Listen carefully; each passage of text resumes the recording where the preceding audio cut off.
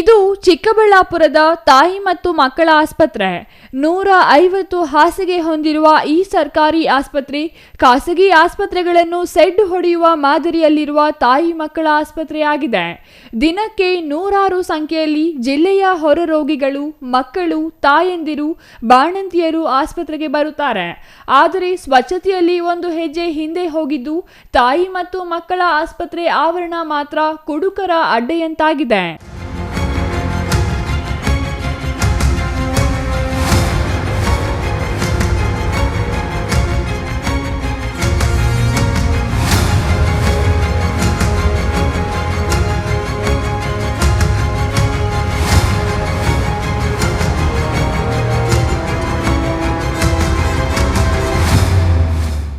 ಆಸ್ಪತ್ರೆ ಆವರಣದಲ್ಲಿ ಎಲ್ಲಿ ನೋಡಿದ್ರೂ ಕಸದ ರಾಶಿ, ಕುಡಿದು ಬಿಸಾಡಿರುವ ಮದ್ಯದ ಬಾಟಲ್, ರಾಶಿ ಮದ್ಯದ ಟೆಟ್ರಾ ಪ್ಯಾಕೆಟ್ಗಳು.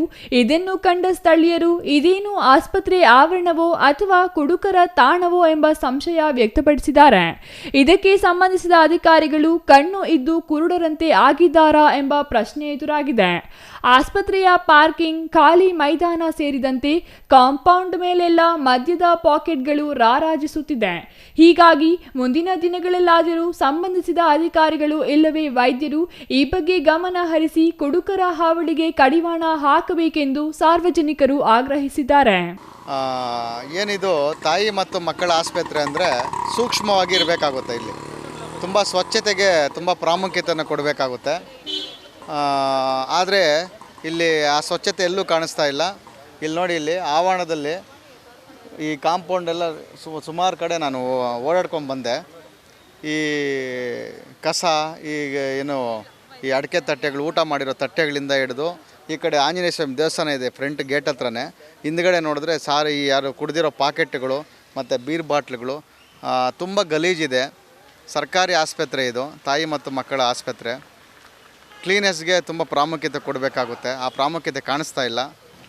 ಈ ಆಂಜನೇಯ ಸ್ವಾಮಿ ದೇವಸ್ಥಾನ, ಇಲ್ಲಿ ಕಾಂಪೌಂಡ್ ಒಳಗಡೆ ದೇವಸ್ಥಾನ ಇದೆ. ದೇವಸ್ಥಾನ ಹಿಂಭಾಗದಲ್ಲಿ ಸುಮಾರು ಈ ಬೀರ್ ಬಾಟ್ಲುಗಳು ಮತ್ತು ಕುಡಿದಿರೋ ಪಾಕೆಟ್ಗಳು ತುಂಬ ಬಿದ್ದಿದೆ.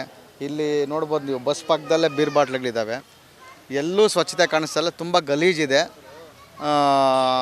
ಆಸ್ಪತ್ರೆಗೆ ಬರೋ ಜನ ನಿಜವಾಗ್ಲೂ ಆಸ್ಪತ್ರೆ ಅಂತ ಅನಿಸ್ತಾ ಇಲ್ಲ. ಇದು ಯಾವುದಾದ್ರು ಒಂದು ಸ್ಲಮ್ ಏರಿಯಾದಲ್ಲಿ ಕೂಡ ಇಷ್ಟು ಗಲೀಜು ಕಾಣಿಸೋದಿಲ್ಲ, ಅಷ್ಟು ಗಲೀಜಿದೆ.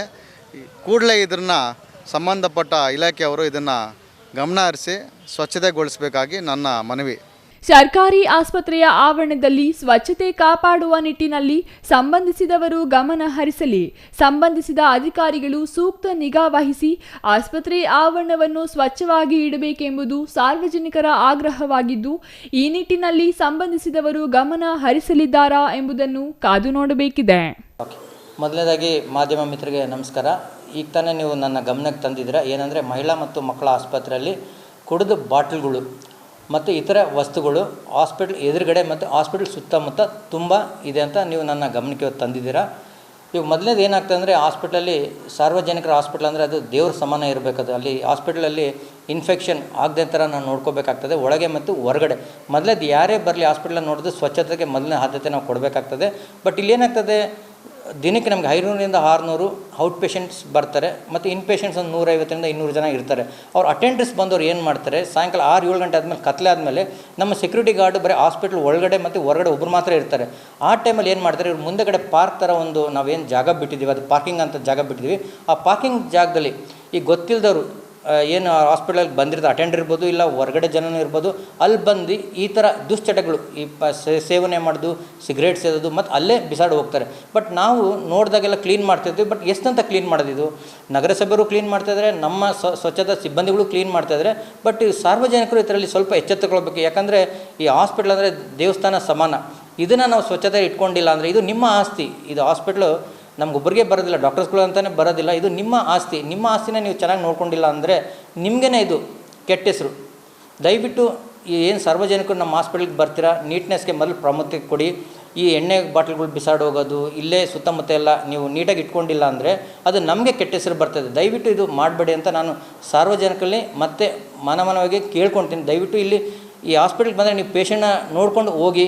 ಈ ಥರ ವ್ಯವಹಾರಗಳು, ಈ ದುಶ್ಚಟಗಳು, ಕುಡಿದ ಬಾಟ್ಲಿ ಎಸೆಯೋದು ಅಂತ ದಯವಿಟ್ಟು ಮಾಡಬೇಡಿ ಅಂತ ಸ್ವಚ್ಛತೆ ಅಂದರೆ ನಮ್ಮಲ್ಲಿ ಇವಾಗ ಹೊರ ಗುತ್ತಿಗೆ ಔಟ್ಸೋರ್ಸ್ ಕೊಟ್ಟಿದ್ದೀವಿ. ನಾವು 2 ಸಲ ರೌಂಡ್ಸ್ ಹೋಗ್ತೀವಿ, ಅಲ್ಲಿ ನೋಡಲ್ ಆಫೀಸರ್ ಅಂತಲೂ ಇದ್ದಾರೆ.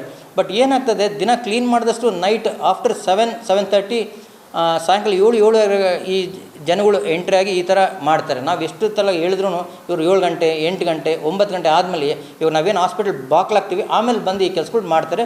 ಇನ್ಮೇಲೆ ಎಚ್ಚೆತ್ಕೊಳ್ತೀವಿ. ನಾವು ಪೊಲೀಸ್ ಬೀಟ್ ರೌಂಡ್ಸು ಮಾಡಿಸ್ತೀನಿ, ಮತ್ತು ನಮ್ಮ ಸೆಕ್ಯೂರಿಟಿ ಸಿಬ್ಬಂದಿಗಳನ್ನ ಅಲ್ಲಿ 10 ಗಂಟೆ 11 ಗಂಟೆಗೆ ಬೀಟ್ ಮಾಡಿಸೋದಕ್ಕೆ ಮುನ್ನೆಚ್ಚರಿಕೆ ತೊಗೊಳ್ತೀನಿ, ಕ್ರಮ ವಹಿಸ್ತೀನಿ. Thoudanahalli Ramesh, CTV news, Chikkaballapur.